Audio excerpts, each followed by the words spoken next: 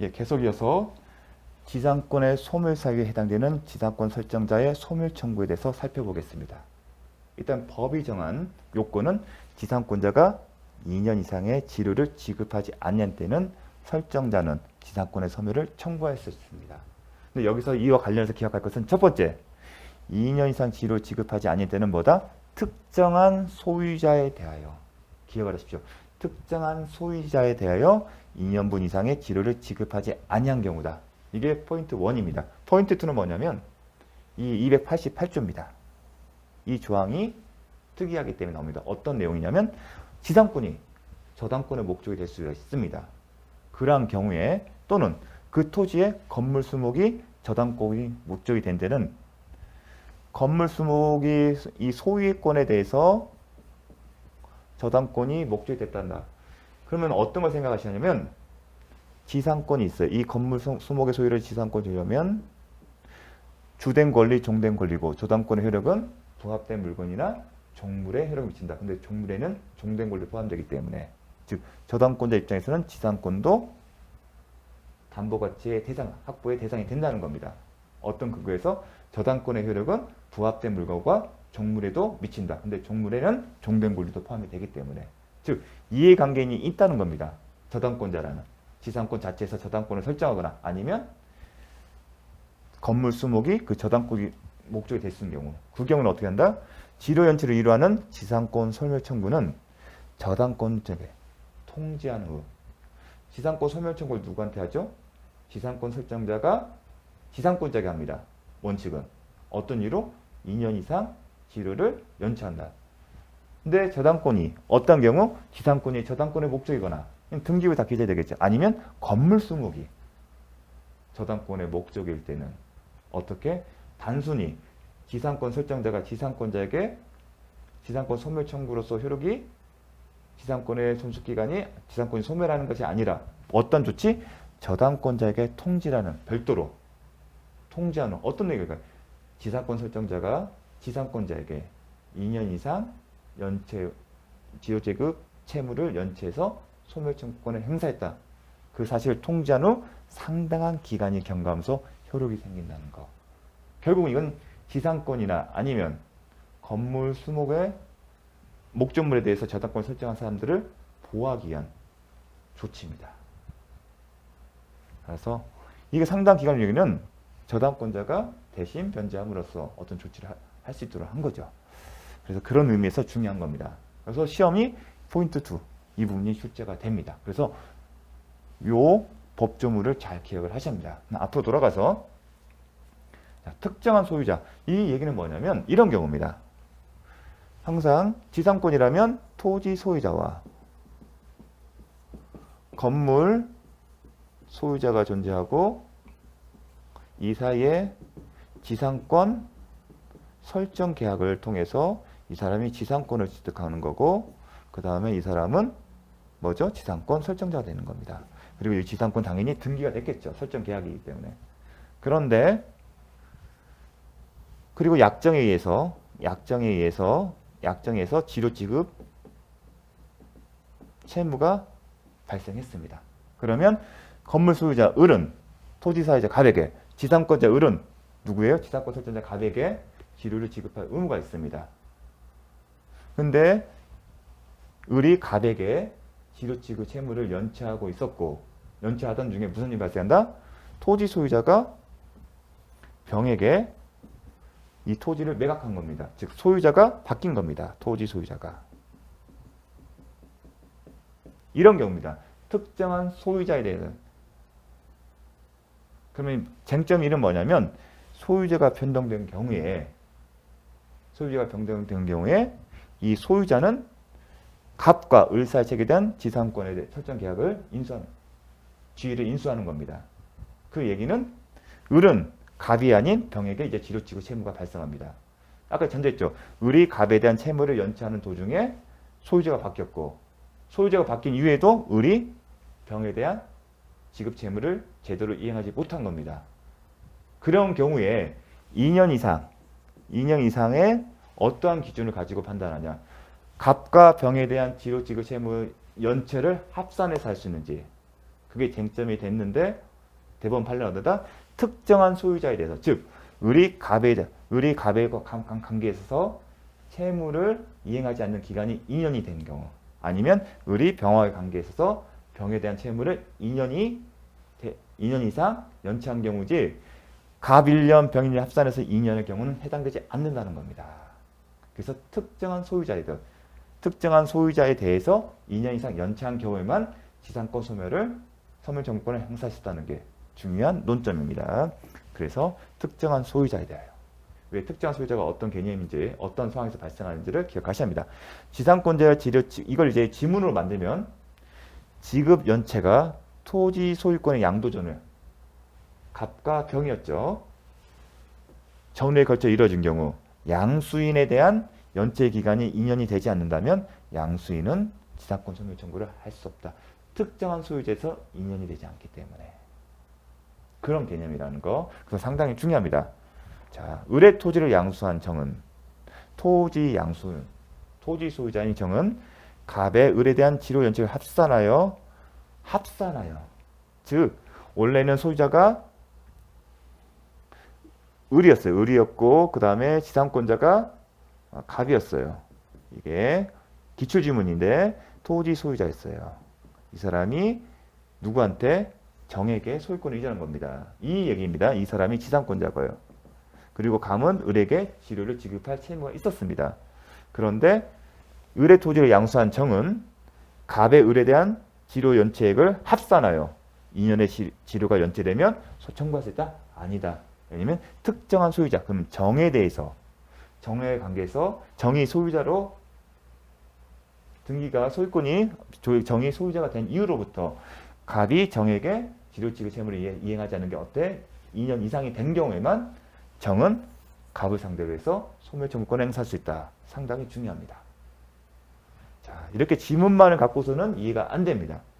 이렇게 그려보시면서 꼭 잘 기억을 해 주십시오. 출제는 이런 식으로 사례로 나옵니다. 이렇게. 다음. 자, 288조.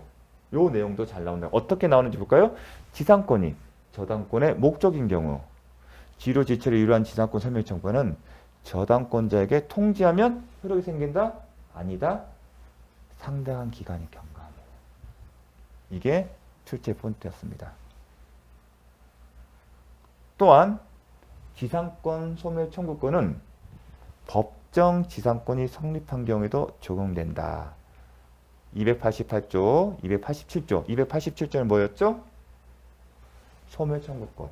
그리고 288조는 저당권이 있을 때는 통지한 후에 상당 기간에 어떤 경우에 법정 지상권. 그런데 어떤 게 더 중요하다? 법정 지상권의 경우에도 법정 지상권이 성립하면 당사자의 협의에 따라 지료 지급 채무가 있다.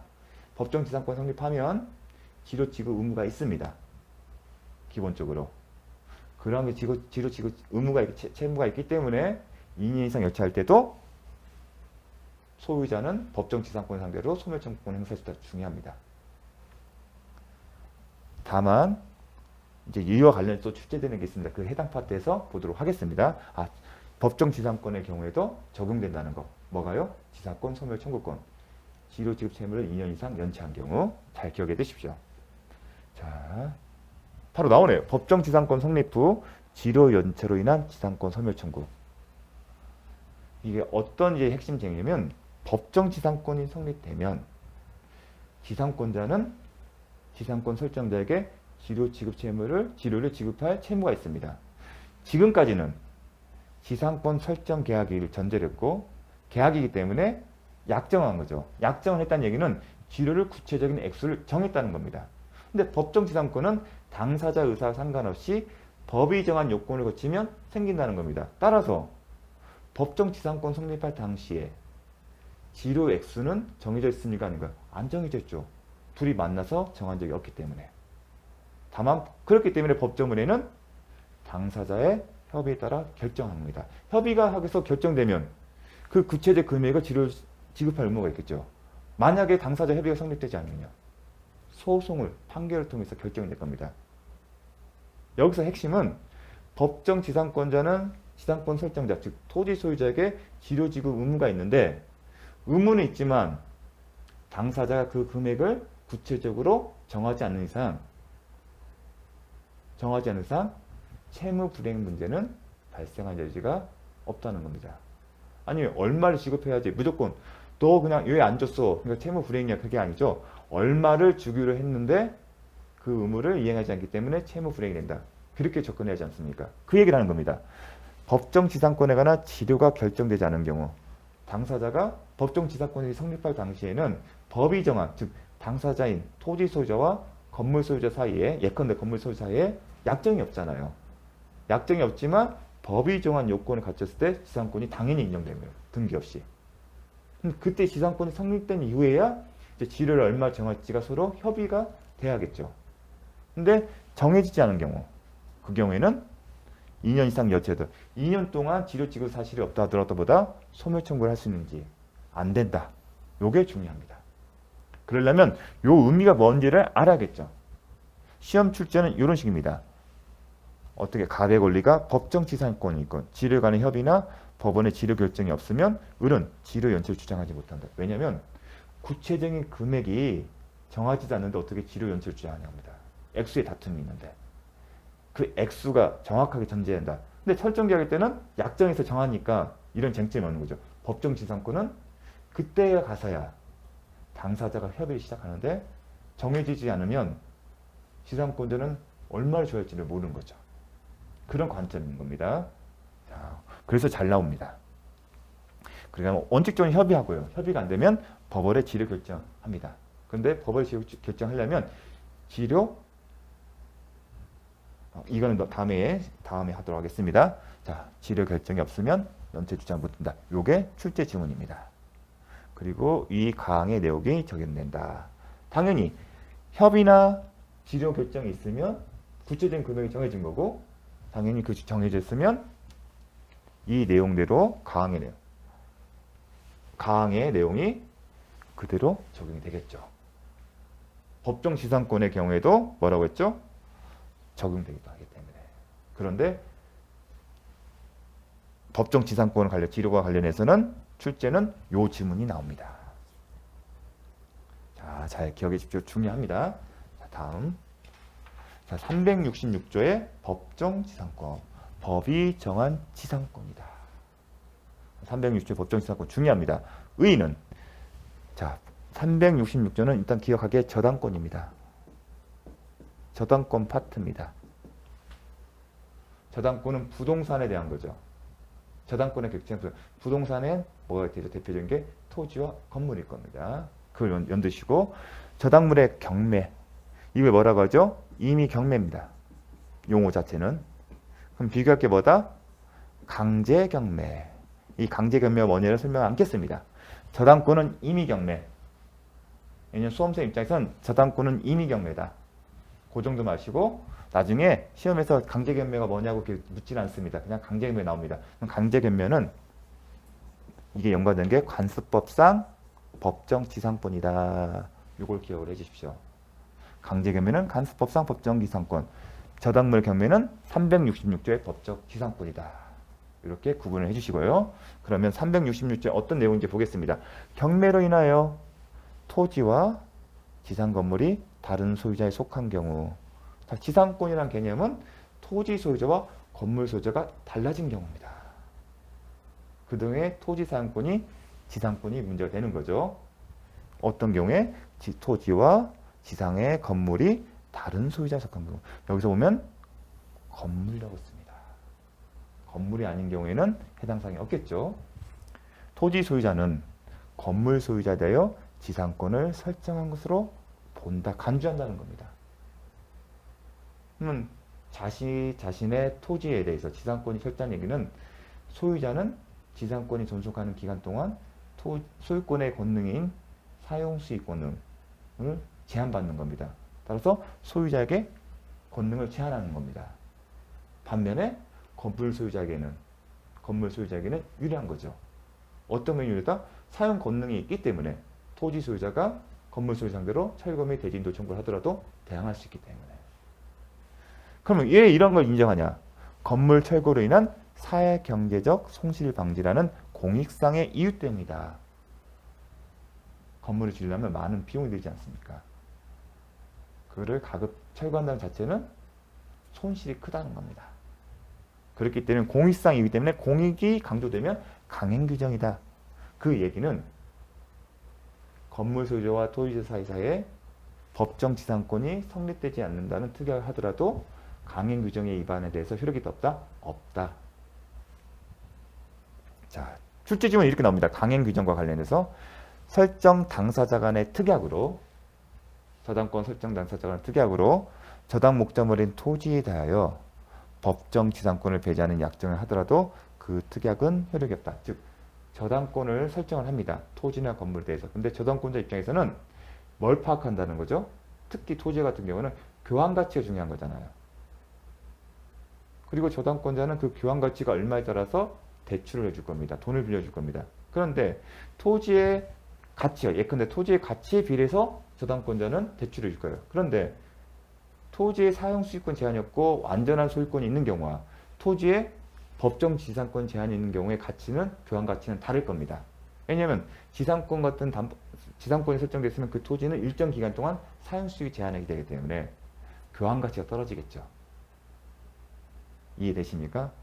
그래서 저당권자에서는 설정자는 특약으로 법정 지상권이 성립되지 않는 특약을 두고 싶을 겁니다. 하지만 강행 규정이 위반이 되기 때문에 효력이 없다? 없다. 자, 그게 포인트입니다. 당사자는 특약으로 목조물이 토지에 대하여 법정 지상권을 배제하는 약정을 하더라도 그 특약은 효력이 있다? 없다? 없다. 이게 출제 포인트입니다. 강행 규정이다. 자, 그러면 요건. 이제 요건을 봅니다. 이제 들어올 게 뭐냐면 건물이니까 토지와 건물이잖아요, 지금. 그러면 저당권 설정 당시에 건물이 존재해야 돼요. 저당권 설정 당시에 건물이 존재하고 두 번째, 저당권 설정 당시에 잘 기억하십시오. 저당권 설정 당시에 토지와 건물의 소유자가 같아야입니다. 그리고 토지나 건물에 설정된 저당권 실행으로 토지와 건물 소유자 달라지면이 되고 그게 성립요건입니다. 자, 저당권 설정 당시에 계속 기억을 하시면 이건 암기를 하십시오. 저당권 언제요? 저당권 설정 당시에 토지 위에 건물이 존재를 해야 돼요. 왜 이렇게 설정 당시에 건물이 존재할까요? 그 출발점은 이겁니다.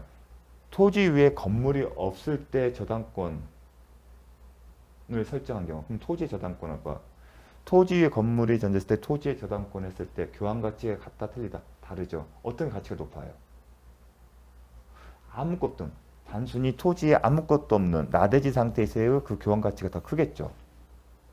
저당권자 입장에서는 당연히 이 교환 가치가 크게 되면 거기에 비례해서 돈을 더 빌려줄 겁니다. 그런데 이러한 상황에서 설정된 저당권이 설정됐는데 이후에 건물이 신축되고 그리고 경매가 진행돼서 건물 소유주가 토지자 달린 경우에 법정 지상권 인정하게 되면 토지에 혹을 하나 붙이게 되면 교환 가치가 어떻게 돼요? 떨어지겠죠. 토지에 지상권이 설정됐다면 사용 권능에 제한을 받잖아요. 사용권에 제한을 받는 얘기다. 교환 가치가 떨어지는 거예요. 그러면 저당권자가 처음에 파악했던 가치와 지상권 설정의 가치가 차이가 발생하는 거죠. 그렇죠? 불리증이잖아요. 저당권자는 이만큼의 가치를 파악했는데 자기 의사와 상관없이 지상권 법정 지상권 혹이 붙게 되면 자기가 파악하는 거 더 작아지잖아요. 그렇게 되면 누가 손해본다? 저당권자 측에 손해를 보는 거죠. 근데 저당권자도 보호할 필요성이기 때문에 이러한 요건을 둔 겁니다. 건물에 존재한다는 거. 자, 그걸 하나 기억을 하십시오. 또 하나, 저당권 설정 건물이 반드시 존재합니다. 또 하나, 저당권 설정 당시에 건물의 소유자와 토지의 소유자가 같아야 한다. 출발점입니다. 저당권 설정 당시에. 왜 이런 요건을 뒀냐? 만약에 이제 이해 차원에서 계속 설명하는 겁니다. 건물의 소유자와 토지 이걸 혼동할 수 있으니까 이렇게 할게요. 어디 있어요? 저당권 설정 당시에 토지와 건물의 소유자가 다르다면 어떤 경우일까요? 다르면 항상 뭐였죠? 토지 사용 권한이 있는지 토지 사용 권능이 살펴봤는데 갑과 을의 계약에 의해서 뭐라죠? 치상권이나 임차권 등을 설정했다. 그러면 굳이 당사자의 의사에 의해서 지상권과 임차권 같은 토지 사용권 설정했다면 굳이 법정 지상권을 인정할 필요가 없고 당사자의 약정에 따라 해결하면 되는 겁니다. 만약에 소유주가 다른데 토지 사용에 관한 권한이 없는 경우, 이런 것은 건물 소유자가 그 위험을 감수한 것입니다. 그 위험을 스스로 감수하는 경우까지 법정 지상권을 인정함으로써 토지 사유자의 권리를 제한할 필요가 있을까? 그럴 필요는 없다는 겁니다. 본인이 감수를 했기 때문에. 그래서 저당권 설정 당시에 토지와 건물의 소유자가 같다는 요건을 요구하는 겁니다. 이렇게 경우에 나눠서. 약정이 있는 경우는 약정에 따라서 하면 되지 굳이 법정 지상권 인정할 필요가 없고, 당사자는 처음부터 다른 경우에는 뭐다? 본인이 감수를 한 거죠. 그런 위험을 감수한 경우까지 보호의 필요성이 있을 때 보호할 필요가 없다고 판단을 한 겁니다. 그래서 저당권 설정 당시에 토지와 건물의 소유자가 동일히 한다는 거. 그런 다음 토지나 저당권은 이 토지에 대해서만 아니면 건물의 소유자가 동일하기 때문에 건물에 대해서만 저당권이 설정될 수 있고, 아니면 토지에 대해서만 할 수 있고, 아니면 토지와 건물에 대해서 모두 설정될 수도 있겠죠. 이 저당권의 실행에 따라서 뭐가 된다? 이 저당권 실행은 바로 임의 경매입니다. 이 임의 경매로 말미암아 어떻게 된다? 토지와 건물의 소유자가 달라진 경우에, 토지와 예컨대 여기는 갑이고 을이다. 이런 경우다. 소유자 달라진 경우, 그러한 경우에는 을의 건물 소유로 해서 뭐가 산다? 토지의 법정 지상권이 성립이 된다. 을은 법정 지상권을 이제 갖게 된 겁니다. 법의 요건에 따라서. 낙찰자는, 이 건물을 낙찰받은 사람은. 그럼 뭐가 좋다?